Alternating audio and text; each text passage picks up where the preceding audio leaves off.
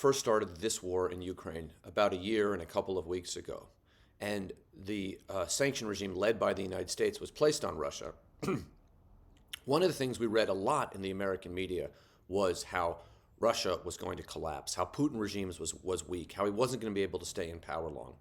Turns out that was all wrong. And that was a big miscalculation on our part, because if we understood that Putin was stronger than we thought, that his regime was actually pretty stable, then we would have known this was going to be a very long war. So it's worth thinking about how we got that wrong. Because we did a similar thing in Iraq. Remember, we'll be greeted as liberators. That was something that a number of Americans, and certainly the American government, believed at the time.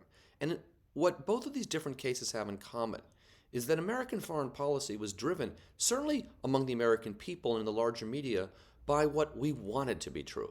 Of course, we want Putin regime to be unstable. Of course, we want Putin to be on the verge of being ousted, although, frankly, if he were ousted, somebody worse might come along.